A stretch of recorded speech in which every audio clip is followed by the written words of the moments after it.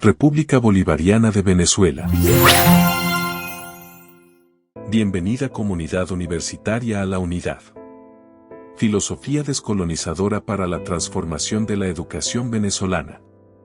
Clase 2. Sistema Mundo de la Modernidad-Colonialidad.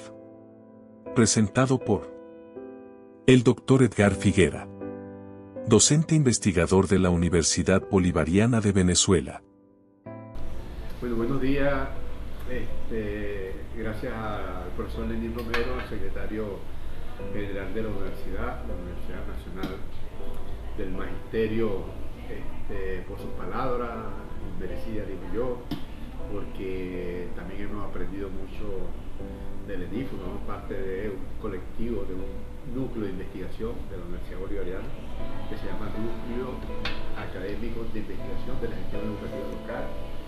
Ahí pues una comunidad de aprendizaje que se formó en el año 2012 y entonces tenemos ahí 12 años precisamente caminando, investigando, reflexionando, debatiendo, acordando, discordando también en cosas como que son parte de la comunidad en ese largo proceso, una travesía hermosa de aprendizajes recíprocos de todas las personas, maestros, maestras, comunidades, estudiantes, con los cuales hemos tenido la oportunidad de sumergirnos en las entrañas cotidianas del sistema educativo, cuya unidad de análisis o categoría de análisis importante de todo lo que esto representa es el aula de clase, o si se quiere un poquito más ampliado, la unidad educativa, cualquiera que sea ella, de un preescolar a toda la universidad. En ese sentido agradezco a él. Él dio el temario bastante amplio. Vamos a tratar de ser, si se quiere, una síntesis de todo esto, si sembrar algunas líneas de trabajo para que ustedes mismos puedan ir reflexionando, pensando sus temas de investigación, que va a tener como una de las expresiones que va a tener indudablemente va a ser la tesis doctoral, pero va a tener también seminario, ensayo, artículo, conferencia, conversatorio, etc. Pero el trabajo fundamental es la investigación, y yo creo que es lo que nos llama la atención. Como preámbulo, yo creo que es importante olvidar que tengan presente una expresión, un enunciado que estos días compartimos con Lenín Romero, que envió la ministra a su correo, a su WhatsApp, me lo compartió y yo a partir de ahí, me lo compartió, a partir de ahí he tratado de reflexionarlo. Es el siguiente: dice que la calidad educativa es un proceso transformador de la justicia y de la igualdad social, de la justicia social y de la igualdad. Es decir, en el enunciado es interesante porque establece un metabolismo de la calidad de la educación que no es inerte, que no es que la calidad está ahí y todos vamos para allá a buscar la calidad, llegar a la calidad, no. La calidad, a partir de ese enunciado, la calidad es un proceso, hay un metabolismo educativo, pedagógico, metodológico, didáctico, si se quiere, de una praxis que se genera en la vida cotidiana del sistema escolar, que permite ir configurando, por un lado, los indicadores de valoración de lo que se hace al interior de la unidad educativa y cómo eso está conectado de una u otra manera con el lugar donde esa comunidad, esa escuela hace vida, está inserta. ¿Cuáles son los indicadores que la articulan con la región, con el desarrollo territorial, con la nación y un poco más allá con la geopolítica del mundo? Pero enunciado desde la unidad educativa, independientemente de donde esté la unidad educativa, en Peribeca, por allá arriba en los altos de las montañas del Táchira, o en Mapuro, allá frente al mar, que para conectarse hay que ir en lancha con Mapuro, allá en el estado Sucre, la punta del estado Sucre.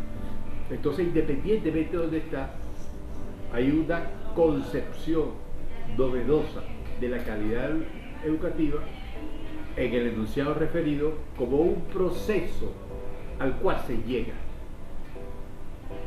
Hay un metabolismo al interior de la escuela que va construyendo como comunidad de aprendizaje ese metabolismo, pero además ese proceso de calidad referencial, lugarizada de la educación. En los Guarados, en el Aguaymú será de una manera, en Carúpano de otra, en el Pilar de otra, pero allá en La Guajira también, en el Boján de otra manera, o en el sur de Puerto Ayacucho, más abajo, Río Negro, La Esmeralda, donde sea. Pero lo importante es los procesos que se generan al interior para que se vaya desarrollando, construyendo lo que lugarizadamente se denomina la calidad de la educación. Indudablemente hay dos parámetros nacionales, dos lineamientos, como lo dicen la igualdad y la justicia social. Son expresiones lugarizadas de esa transformación que se conceptualiza como la calidad educativa. Entonces, no puede haber calidad educativa si hay injusticia, no puede haber calidad educativa si se sigue una fragmentación de la sociedad estructurada en clases sociales. Entonces, eso como referencia es bueno tenerlo para lo que vamos a conversar. Cuando nosotros hablamos, por ejemplo, de educación, pedagogía, etcétera, etcétera, nos hacemos la pregunta: ¿por qué el conocimiento sigue siendo un ámbito importante hoy en día? Con todo lo que se ha escrito, con todo lo que se ha investigado, ¿por qué sigue siendo importante? Una tarea siempre pendiente, una tarea siempre por hacer, que se viene haciendo, pero siempre hay cosas que hacer. ¿Por qué es importante? Bueno, porque hay elementos, factores más bien, que emergen de las relaciones sociales de producción, relaciones sociales intersubjetivas, relaciones interculturales, relaciones de intercambio, de significaciones y sentido de uso que le damos a las cosas que hacemos, artefactos culturales lo podemos llamar, y que están inmersos en esas relaciones de intercambio. Un artefacto cultural puede ser, claro, un libro, una hamaca que compremos, un lápiz, un cuaderno, o una idea, una mentalidad, un valor, una referencia ética, una creencia. Entonces yo sí creo que eso es importante tenerlo presente. Ahora, no podemos pensar todo ese sistema educativo, todo ese enunciado que es emanado para transformar no solamente la praxis localizada, sino a la propia institución, a este propio ministerio, sin algunas concepciones. Entonces es importante ver cómo llegamos allá, cómo pensamos ese enunciado, cuáles son los conceptos que están subsumidos en ese enunciado y cuáles son otros que pudieran estar subsumidos o son colaterales que coadyuvan a la explicación, a la comprensión, a la interpretación desde un lugar cualquiera de ese enunciado que es lo más cercano a una política de Estado. Entonces, en la tradición de las ciencias sociales, que comienza su configuración realmente en el siglo XVIII, final del siglo XVIII, pero que se concreta realmente ya con alguna disciplina. Por ejemplo, la primera cátedra de pedagogía que nace en Austria es de 1783, el mismo año del nacimiento de Simón Bolívar, pero comienzan cátedras, no se le llamaba disciplina, digo, un poco en antropología se hace una cátedra, se hace cátedra de sociología, hasta que realmente le da una configuración mucho más abarcante en el sentido social, Evelyn Durkheim, con las investigaciones que hizo y sobre todo con su metódica importante, y con aquellas frases las podemos discutir indudablemente. Yo lo personal no estoy de acuerdo, pero alguna referencia histórica que comienza con ella cuando dijo que en los centros había que estudiar los protocolos. Yo no puedo estar no de acuerdo con el enunciado, pero generó una idea que permite que en la sociedad pasan cosas que son susceptibles de fronterizar ubicar en un contexto determinado, no haciendo metafísica, romper y extraer como si fuera un puzzle, un rompecabezas, extraer ese hecho y verlo en el espacio, no, sino darle unos linderos para ver qué es lo que pasa en una comunidad determinada, en un territorio, en una comuna, en una escuela, lo que sea. Entonces, en todo caso, él dice, bueno, comienza las cosas. Y en el siglo XIX se generó, bueno, todo lo que fue el antecedente importante de esa ruptura que se fue haciendo a partir de 1750, cuando comienza a incorporarse a todo lo que es la ciencia, toda esa ciencia producida, a la industria, al proceso de producción de la vida, a la manufactura, al campo, a ser más productivo, a tener una abarcabilidad, porque hay un crecimiento poblacional, indudablemente se desarrolla la medicina, se desarrolla las matemáticas, se pasa a pensar de una manera distinta, comienza la ruptura con lo eclesiástico, con el idealismo, se comienza a ver más hacia el empirismo, entonces la filosofía empirista comienza a emerger, que yo creo que es importante, entonces para establecer rupturas que generan mentalidades diferentes. ¿Qué significa eso? Forma de pensar diferente. No se puede decretar en un momento determinado, pero uno va viendo cómo en las intersecciones de una mentalidad hegemónica, dominante, como era el idealismo, que viene con toda la experiencia, toda la hegemonía teológica, eso está asociado, y que viene de la Edad Media, pero viene en decadencia, y cómo va emergiendo, más bien la gente comienza a ver desde lo laico, desde lo laico, desde el terreno que está pisando, comienza a ver la vida de una manera distinta. Entonces, como esa vida realmente se focaliza, genera unos procesos que tienen que ver con la mentalidad, con los valores, con las eticidades, con las tradiciones, con las costumbres, con los usos, con los modos de aprender, con los modos de enseñar, con los modos de resguardar ese saber, y cómo eso se va configurando en el tiempo, y cómo hay unos valores y unos criterios, unas concepciones sobre la vida, fundamentalmente filosóficas, van estableciendo ruptura paradigmática de una forma de ver las cosas y de mandar, si se quiere, en la memoria otras cosas que ya no son funcionales en el desarrollo de las formaciones económico-sociales capitalistas de la sociedad del final del siglo XVIII, y que a lo largo del siglo XIX comienza su formación. Uno de esos grandes filósofos que establece esa ruptura es Bernardo Bolzano, que es importante, y él establece como tres elementos fundamentales para establecer lo llama mundo, así como yo llamo los mundos vivos, los 5 mundos. Entonces, en la teoría bolzaniana de los 3 mundos se establecen estos criterios. Uno, el de las representaciones en sí, o sea, un elemento fundamental de la filosofía, de la praxis pedagógica, praxis educativa, ya vamos a hablar de eso, ¿no? La distinción entre educación y pedagogía.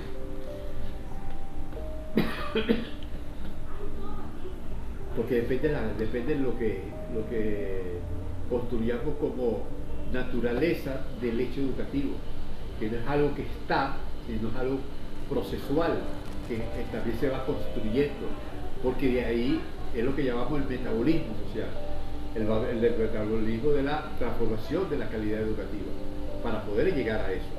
Entonces se supone que hay algo que se va haciendo, que es dinámico en ese sentido. Entonces, pero que comporta una forma de representar. ¿Cómo hacemos la representación? ¿Qué significa representar? ¿Cuáles son los conceptos asociados a que esto no sea un carro, sino que es un libro? ¿Por qué se llama libro? Etcétera, etcétera. El otro es el de las representaciones subjetivas, representaciones en sí y representaciones subjetivas. Le voy a poner el ejemplo Ahí una cosa es la arquitectura del pensar y otra cosa es la cosa pensada desde esa arquitectura. O sea, la forma que adquiere la estructura de cómo pensamos y las cosas sobre la cual cortamos esa arquitectura. Eso es una cosa distinta. Entonces, la representación en sí, ¿qué es representación? ¿Qué significa? Antes de la representación está la percepción, pero entre ambas, entre percibir una cosa y representarla en un cuadro, en una escultura, en la escritura, en el teatro, en el cine, lo que sea. Una cosa es, la tiene que percibir primero, es cómo percibimos y cómo la representamos en sí, la estructura de la representación. Hay media lenguaje. El lenguaje es fundamental para ambas, tanto para la percepción como para la representación. Normalmente nosotros queremos que lo que percibimos sea lo que representamos, pero la construcción, tanto de la percepción como de la representación, es una construcción que hacemos desde nuestra mentalidad, desde nuestros referentes, desde las concepciones que tengamos. Si yo tengo una concepción sobre un concepto sobre lo que es la pobreza y otra persona tiene otro concepto de pobreza, sobre el mismo hecho, sobre las mismas dinámicas que se da un contexto, vamos a tener percepciones distintas y consecuentemente representaciones también diferentes sobre lo que hemos percibido. Entonces ese es un elemento que es fundamental. La representación de sí, el de las representaciones subjetivas y los juicios, que es importante. O sea, qué razonamiento portamos sobre lo que estamos representando. Y eso tiene que ver con las referencias éticas, con los valores y las prácticas morales que hacemos sobre los eventos, con el criterio de justicia y injusticia como categorías fundamentales del aparato escolar y de la praxis pedagógica. Y por último, el de las representaciones lingüísticas, que ya lo mencionábamos. O sea, el lenguaje no es algo que está. Una cosa es los actos de habla, como este que estamos haciendo ahorita, los actos de habla, y otra cosa es la lingüística como ciencia, cuya objeto de estudio es el lenguaje, pero la unidad de análisis del lenguaje es el habla.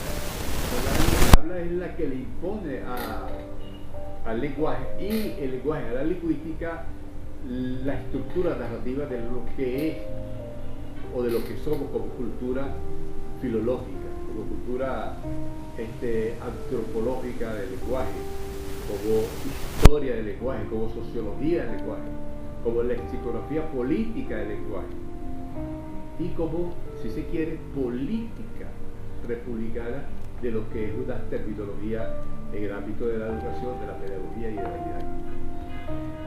Entonces, repito, está en la teoría bolsoniana de los tres mundos. Esto es el de las representaciones en sí, el de las proposiciones en sí y el de las representaciones subjetivas y los juicios. Y por último, el de la expresión lingüística, que esto será postulado hace 150 años, se plantearon. Y todavía tiene vigencia. Eso no ha cambiado, porque esto llevó a toda una transformación de la ciencia, de las matemáticas, de la biología, por las invenciones, los descubrimientos que estaba haciendo. Fue cambiando la naturaleza de la filosofía, de una filosofía idealista. Hoy pasamos con la teoría de la relatividad, a una filosofía analítica. Y después de la Segunda Guerra, a una filosofía de la praxis. Y de eso es lo que, si se quiere, vamos a tratar de hablar un rato pues, sobre eso, sobre conversar, sobre reflexionar sobre eso.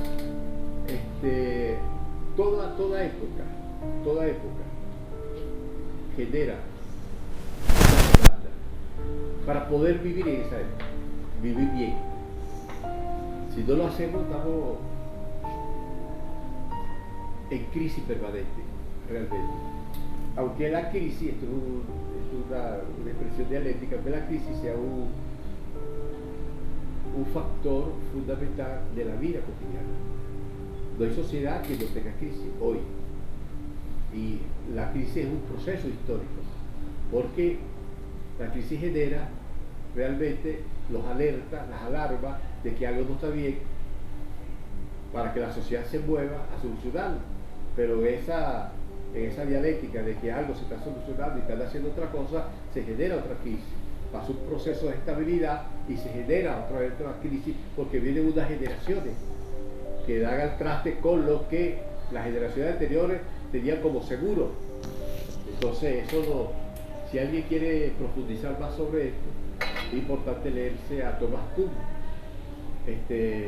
la estructura de las revoluciones científicas, que establece muy bien la noción de paradigma, pero también la noción de crisis de los paradigmas y cómo se generan las crisis de los paradigmas en los periodos de crisis, de emergencia, nacimiento, desarrollo, estabilidad y de crisis nuevamente. Y tiene que ver también con la generación. Bien, fíjate lo que dice Jaime Breine, que es el libro de epidemiología crítica, un libro que estableció otra epistemología sobre la salud, distinta a la farmacología. Porque la concepción no es que una persona esté enferma, sino que la persona es el cuerpo, el espacio, tiempo, donde se expresan las patologías de la sociedad. Entonces, ahí cambia la noción en la medicina capitalista, farmacológica, de la hiperespecialización. La persona se enferma y el cuerpo expresa la dolencia aquí y allá. En la epidemiología crítica no, es el hábitat. Y las patologías se expresan en todos los seres vivos que hacen vida en ese hábitat. Entonces, y Breine dice, un nuevo proyecto epistemológico es inevitablemente un ajuste de cuentas con las ideas propias y ajenas con las que uno ha transitado por la acción. Cuestión especialmente importante es el momento en que se reactiva la necesidad histórica de afinar una utopía para la emancipación humana y ofrecer una visión renovada de la acción desde las posibilidades de cada rama de la ciencia. Un nuevo proyecto epistemológico es inevitable en la revolución contemporánea. No podemos avanzar con las viejas tesis de la burguesía, de la derecha. Entonces, esta es una realidad que tenemos nosotros.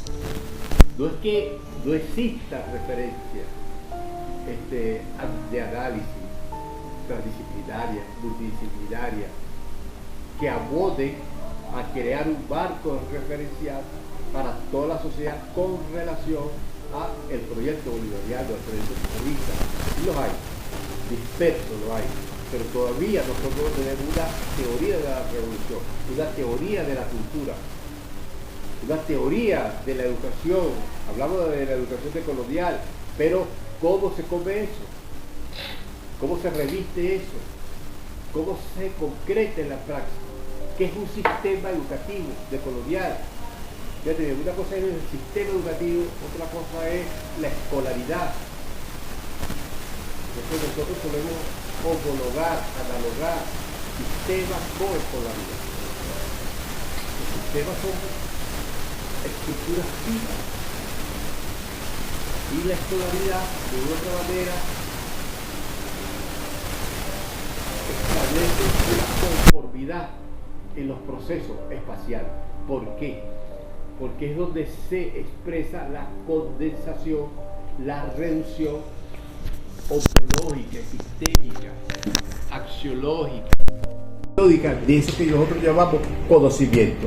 Y toda esa amalgama de conocimiento, de toda esa vasta doxiología, se reduce a lo que nosotros llamamos penso de estudio, currículo, áreas curriculares, pero en todo caso es una reducción de contenido, de ontología, de epistemología, de axiología, o sea, valores, eticidades, práctica moral, para que quepa en una estructura espacio-temporal que se genera semana a semana de lunes a viernes, de la mañana o de la tarde, en 5 horas.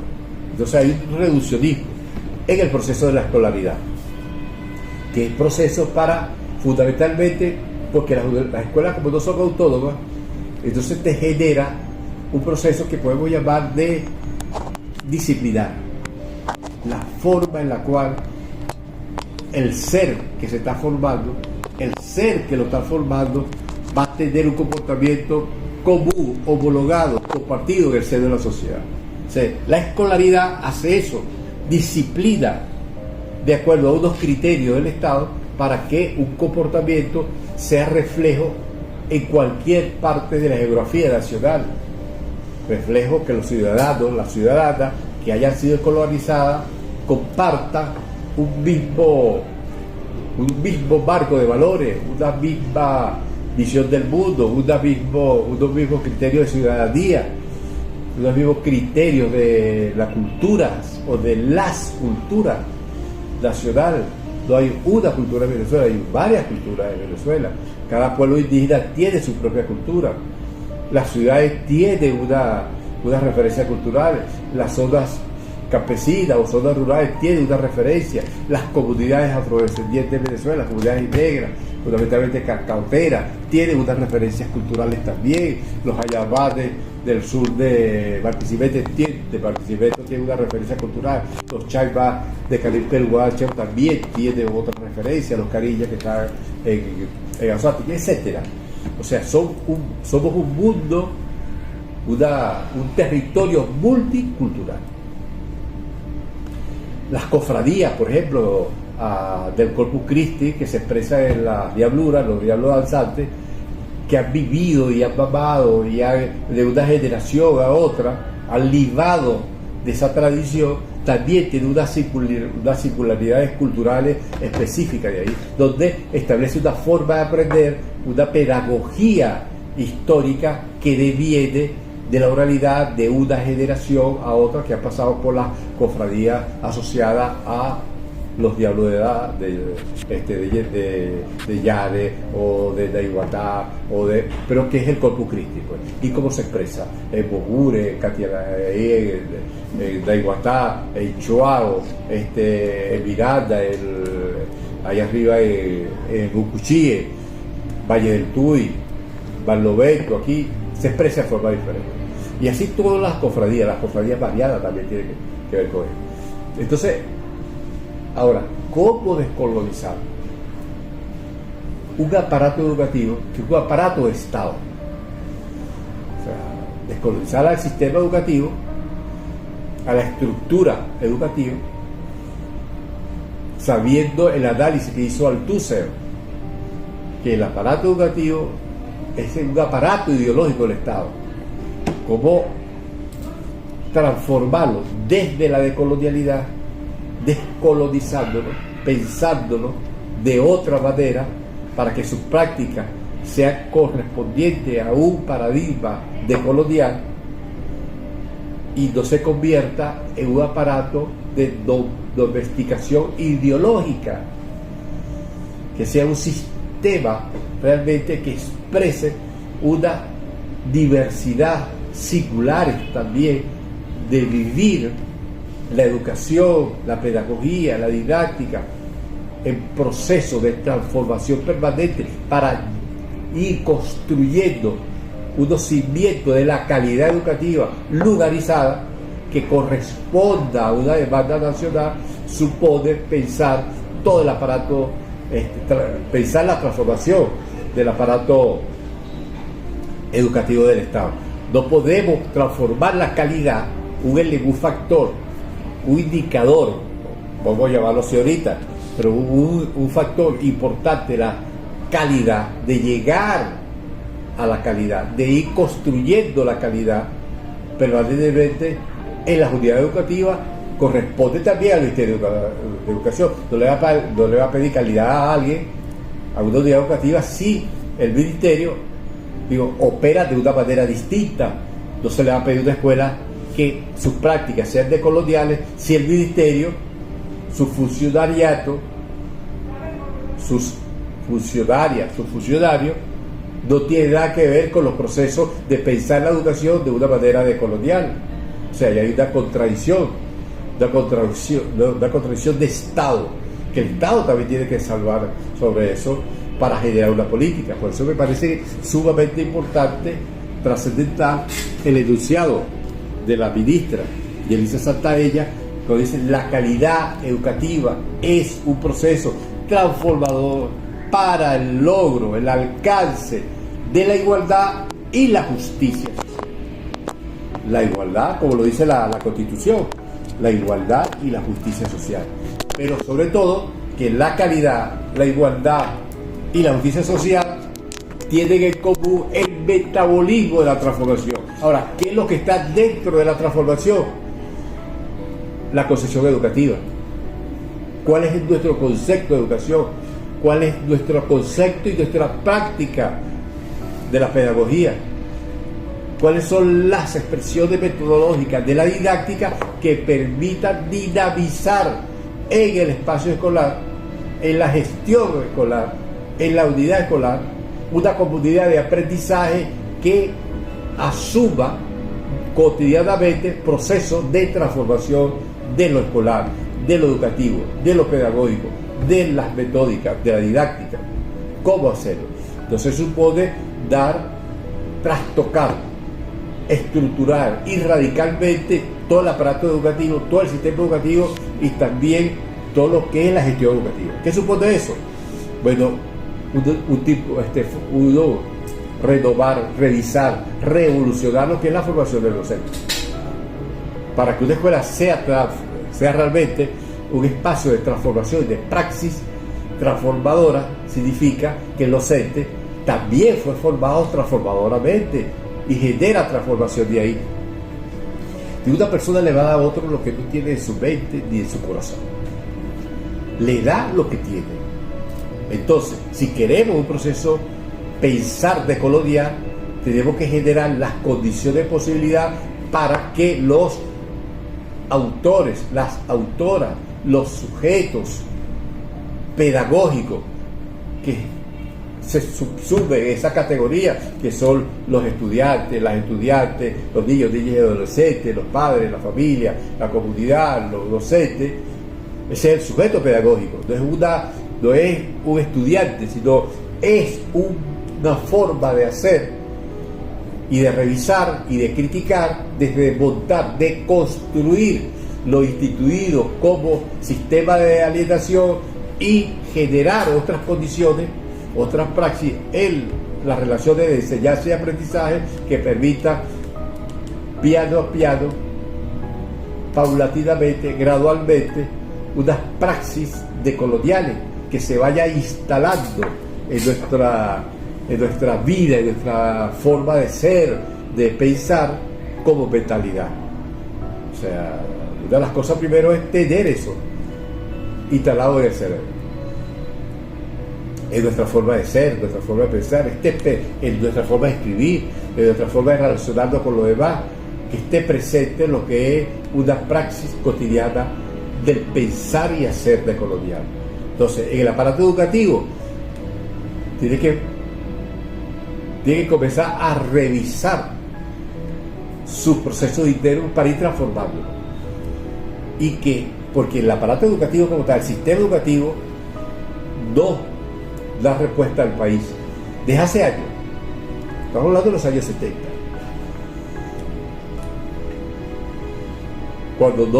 Cuando había la cobertura no estaba, la cobertura escolar no llegaba al 100%, llegaba al 70 y pico apenas.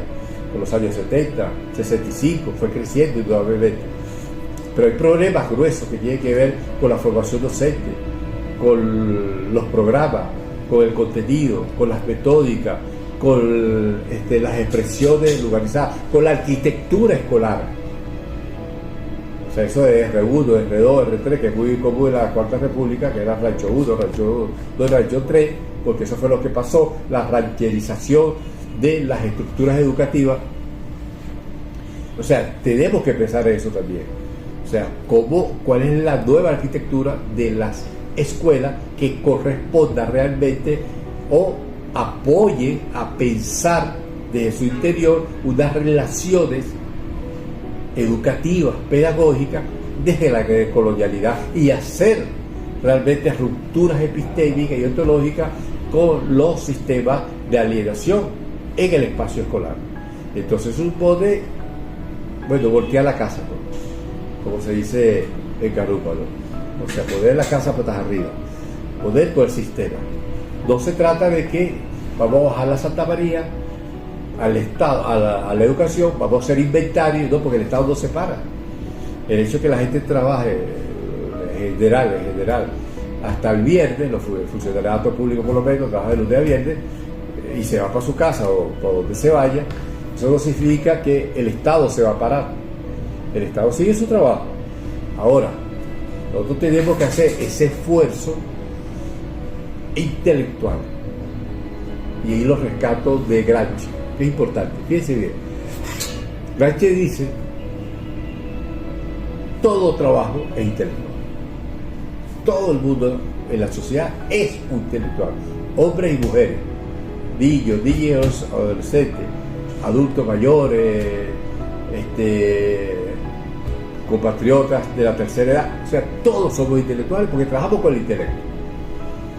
Un trabajador que está arreglando un carro lo está haciendo con las manos, pero las manos están haciendo lo que le está diciendo el intelecto, indudablemente. Todos somos intelectuales para hacer algo, para ser buenos en una profesión, para ejercer la profesión con altos estándares de calidad. Tienes que tener unos conceptos, unas definiciones, una metódica, forma de hacer valoraciones de las cosas que hacen. Ahora bien, en las sociedades hay personas que se dedican exclusivamente a pensar sobre los problemas de la sociedad, todos los problemas de la sociedad. Su trabajo es eso, pensar. Y no es de ahora, eso es antiguo. Entonces, esa persona que además que piensa, investiga, hace trabajo sobre la sociedad, sobre los múltiples problemas, los nudos críticos, o las predicciones sociales, culturales, de futuro, pero que dedique a pensar sobre la sociedad y además hace praxis en los procesos de transformación. Esos son los intelectuales orgánicos. Qué importante. Personas que se dedican solo a pensar, a investigar, a formar. O sea, hay un grupo de personas, un sector de personas que está dedicado. Son las personas que están dedicadas a investigar la educación, cómo transformarla. Porque un maestro, yo entiendo que si trabaja en la mañana y en la tarde, aunque trabaja intelectualmente, porque preparar una clase, hacer una prueba de evaluación, buscar un librito aquí, un apoyo didáctico allá, construir algo para favorecer el aprendizaje de un grupo de estudiantes, eso es un trabajo intelectual. Ahora, dedicarse a pensar, a construir, a escribir y a organizar un conocimiento sobre una temática, sobre la educación, sobre la industrialización, sobre la energía, sobre la conservación ecológica, sobre el mar, lo que sea, sobre la forma orgánica de producir los alimentos en el campo. Entonces, hay personas que se dedican a eso, son los intelectuales orgánicos. Entonces, que hace falta también para ayudar a desmontar toda esa estructura de un sistema educativo heredado que tiene incrustado en su genes reminiscencia de un orden colonial. Supone pensarlo desde esa colonialidad, desde ese colonialismo heredado, y cómo desde sus entrañas generan las crisis, las contradicciones, profundizar esas contradicciones, esas crisis que permita que emerja lo nuevo, que muera lo viejo y que realmente se generen unas condiciones para que lo nuevo vea los primeros rayos de luz del día y sostenerlo, alimentarlo, hacerlo cultura, consustanciarlo con una forma cotidiana de producir la vida material, social y simbólicamente que estructura lo que hacemos cotidianamente en el espacio escolar, en el mercado, en donde sea, en todos los procesos que demanda y necesita la sociedad, cualquiera que ella sea. Entonces, claro, cada sociedad tendrá sus más y sus menos, Nosotros tenemos problemas que otras sociedades han resuelto y nosotros todavía lo tenemos por resolver. Por ejemplo, el transporte público en Venezuela, por ejemplo, oye, sigue siendo un problema. Otros lo han resuelto hace años. Bueno, por eso es el tema. Entonces, supone cómo pensamos las cosas. Esto supone también una confrontación histórica con los fundamentalismos. En la revista Umbral Socialista de la Universidad Bolivariana, del Centro de Estudios Sociales y Culturales, un número se lo dedicamos a vivir sin paradigma. Se generó un debate. ¿De dónde viene eso? Mucha gente lo interpretó, que tuvo a bien de analizar, leer los ensayos que un grupo habíamos escrito para ese número, y muchos le dieron lectura dentro de la posmodernidad, que se acabaron los ismos y todo vale ahora. No. Entonces no se leyeron todos los artículos. El que hago referencia, me disculpa que haga referencia a mí mismo, de la investigación militante, que es un homenaje que yo le hago a Rigoberto Lanz, que es importante, sociólogo venezolano, profesor titular de la Universidad Central, ya fallecido, pero que sus libros, sus obras, su legado sigue siendo de primera prioridad para estudio y que da luces para interpretar, comprender y explicar la naturaleza de las complejidades sociales venezolanas y latinoamericanas. Un marxista de primer orden, tenía otra concepción de la posmodernidad. Y ahí yo la expongo y la desarrollo. O sea, la investigación militante supone una permanente crítica de lo instituido, porque ponemos el énfasis en una praxis, en una filosofía, una antropología de la praxis cuyo criterio es la descolonización de lo que nosotros hacemos, pero también de la comunidad de aprendizaje, de lo que hace esa comunidad de aprendizaje donde nosotros hacemos vida, como son los núcleos de investigación de los centros de estudio, en este caso de los maestros y maestras que hacen vida en la unidad escolar. Esa es una comunidad de aprendizaje. Los maestros, los docentes, maestras y maestros, la familia y los estudiantes. No veo escuela en Venezuela que la familia asista todos los días a la escuela para que también enseñe cosas al estudiante. Eso lo hicimos en una experiencia en Mérida que se llamó las escuelas integrales. ¿De acuerdo? La escuela de Nueva Bolivia, donde las madres que sabían, por ejemplo, hacer dulce, iban todos los días, es decir, como parte del currículo. Otro era organizar la tierra, los distintos tipos de bacterias, de hongos, de plagas. O sea, eran papás y mamás que tenían un saber por su experiencia, que iba a la escuela a compartirla con los otros niños y niñas dentro de los días. O sea, ese tipo de escuela, aunque no se llamaba en esa época, en los años 90, no lo llamábamos escuela de colonial, estaba haciendo procesos de coloniales. Si nosotros hubiéramos hecho en el año 95 hablar sobre la decolonialidad, ahí hubiésemos creado más bien distanciamiento, porque la categoría no estaba instalada en una mentalidad social. Hoy sí, es como socialismo ahorita. La gente habla de socialismo como hace un buena como pelón. O sea, ya pertenece al argot, a la lexicografía permanente, cotidiana de los venezolanos y la venezolana. Gracias por observar esta presentación. No olvides suscribirte, activar la campana de notificaciones, comentar y compartir.